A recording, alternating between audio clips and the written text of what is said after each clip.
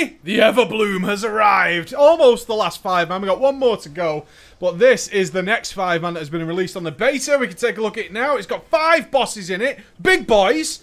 Some of these bosses, this is like a roller coaster of an instance. My God.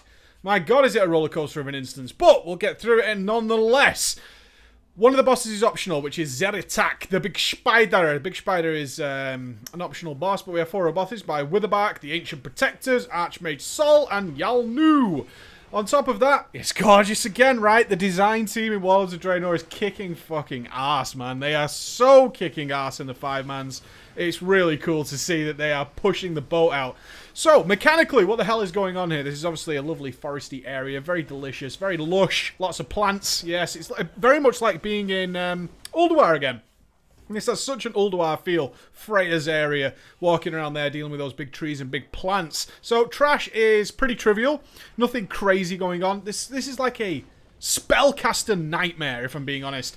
Every single trash pack is just cast after cast after cast, and it's quite lucky I was on my paladin. I actually did this as a rogue first and then switched over to my pally because I just wanted to tank it.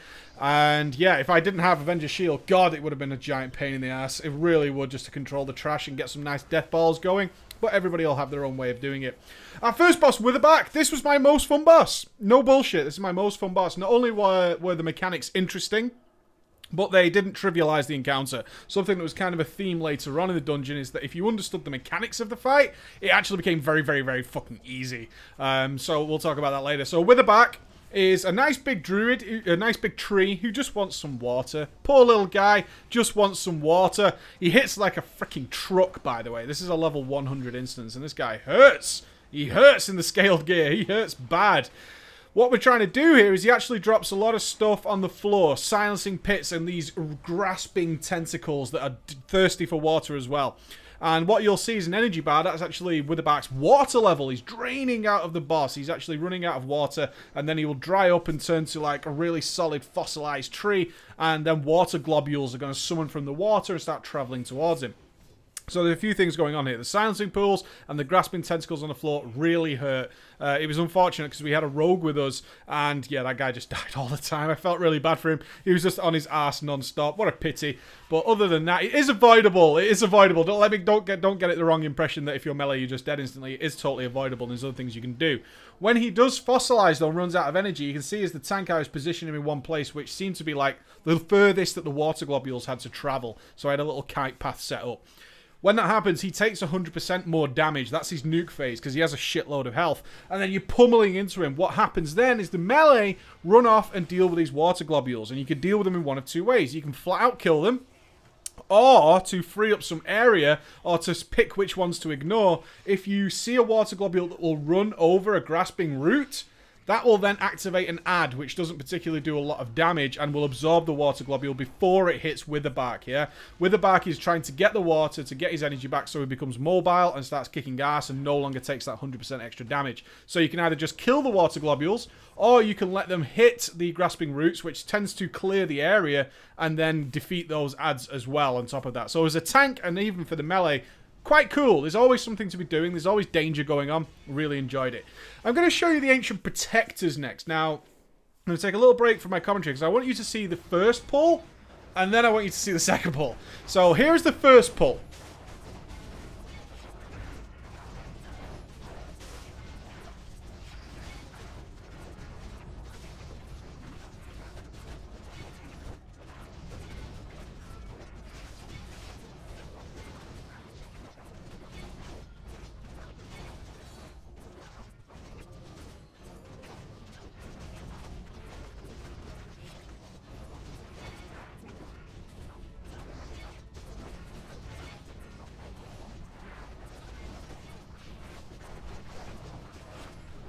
Alright, so that didn't go well at all, and we had some discussion. Now I'm going to show you the second pull, and this is where it all became pretty clear that some of these bosses are really trivialized by the mechanics. What we could see is that the undead guy doesn't do a great deal of things. However, the other ones do. They just chain cast. They have like 3 spells each. So what we did is a very simple idea. Is I was like, okay, I'll interrupt one of the guys. You guys kill the healer. They share health. Very easy. And this pull is probably nearly already over by the time you see it. And it was ridiculous. People were like, the whole group was like, well, that was odd. That was very, very odd indeed. So, yeah, not much to say about that boss. Interrupts. If you can press kick, you're going to win. On to Zeratak. We didn't actually kill this boss, and I think it was more down to... It feels a little bit bugged right now. We thought we were missing a mechanic, but I don't really think that's the case. This spider boss is interesting, but again, bugged, so there's not much I can do about that, unfortunately. He spawns some adds. One of them is a fixate, a burster. A little bit of Left 4 Dead there for you. Chases you around, and if it hits the guy or it explodes, then it does a load of damage, so you've got to get it out of the group. There's other spiders. And then there's the pale orcs that come running in. Now, these are kind of the main mechanic. The spider, very much like Beth Tilak, will actually just roam around the ceiling and drop down occasionally at the main boss. And does a lot of damage to the pale orcs, but we found that the tank also took a lot of damage, so it was kind of pointless. So we just killed them. Pretty much as simple as that. And they inhale toxic area, which you can't see. This guy's dropping poison clouds, and you can't see them. You will see the debuff on you if you're stunning it, but you can't actually see it. So what is the bug? Eventually, the spider will come down. The boss spider will come down. Now, he has a mechanic called Consume, where he will eat one of the pale orcs, and then he will heal for a lot. Now, the problem is this Consume seems to be on a set timer that doesn't seem to coincide with the pale orcs. So what we had was several pulls where we were nearly going to kill it, and as soon as the pale orc spawned, it just casted Consume. The spider jumps to the ad. You can't keep it at distance. We did about 7 or 8 pulls, if not more, on this boss with a reasonably competent group, I'd say, and just didn't kill it. We were very, very close many times. I actually seen some videos of people killing it where they just nuked through it, kind of ignoring the mechanic. May have been possible. We have reasonably high DPS, but other than that, it's a cool little boss. It's a bonus boss. You don't actually have to do it in order to access the final boss or anything like that. The third or fourth boss, whichever you want to call it, Archmage Sol. What the fuck is this, Blizzard? Really? Why? Why does this boss exist? It's so odd. So she's uninterruptible, from what we can tell. She had a buff on her called, which was made her uninterruptible. And you had to interrupt parasitic growth, which allowed her to... It's a very interesting boss in terms of the idea, but overall it doesn't really work. So she starts off in... She's going to go through 3 phases, which are Fire, Frost, and then Arcane. And she has this buff on her with this parasitic growth, which makes her uninterruptible. But you can't, like, interrupt that. And what happens is this. Okay, let me explain this. She starts in Fire, and she starts AoEing the area and stuff like that. Every time you interrupt parasitic growth, she's going to change to her next phase. So she starts in Fire. The next parasitic growth you interrupt, she'll move to Frost. And the next one you interrupt, she'll move to her final phase, which is Arcane Burst. Now, Arcane Burst just does AoE. It's just Arcane Explosion over and over and over again. We obviously work this off without using the Dungeon Journal. Everybody in the group is kind of coinciding with that idea. So we just defeated her on the first pull by just DPSing her, and she spent most of the fight in Arcane Burst phase, and it was like, wow. It was so bizarre. It was uninteresting. She just stands there and casts spells, and when she gets into Arcane Burst phase, she's just AoEing, and it can be out-healed. A couple of people died as the healer was like, whoa, what the hell is going on? But then when the healer had sussed it, it just died. A stupid boss. Just delete, press delete on that one. Let's move to our last boss, Yalnu. This is the one most groups are going to have a big struggle with, because it's one of those bosses where you don't really DPS the boss, and that always baffles the fucking brain of many DPSs, right? They get totally confused whenever you get one of those bosses where it's like, yeah, don't really kill the boss. It's an ad fight, guys. Sorry to say, it's an ad fight. It looks very cool and will come across really fun. I hated it. Yeah, I'm going to show you me doing it on the Rogue, because on my Rogue, I just ran around and dealt with shit, and that was it, and then the fight died. Before that, I was doing like max DPS, and it just wasn't working at all. The group wasn't doing the things that need to do. So what do they need to do on Yalnu? You have Entangle, right? They have these NPC battle mages around, which are friendly. They do like so much more damage than anyone else in the group, but they get entangled, which is like a stun, and you have to kill the root, yeah? So Entangle is a root, and it will also kill them eventually. It will kill the NPCs if you don't break it. So your first thing to do is go and kill Entangle, right?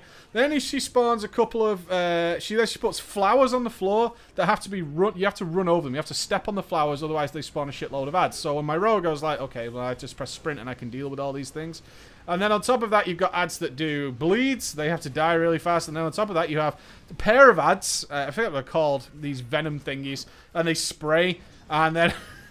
And then you have another ad, which is like the gnarled thing. It's basically Freya. Oh my god, is there any other way to say it? No, it's basically Freya, right? You don't bother with the boss. Any passive cleave will eventually kill it, and the NPC battle mages will eventually kill the boss with your just extra damage on top of it. Other than that, you just kill ads. Summer up the whole fight. Do stuff with ads. Forget the boss exists. Boss will die.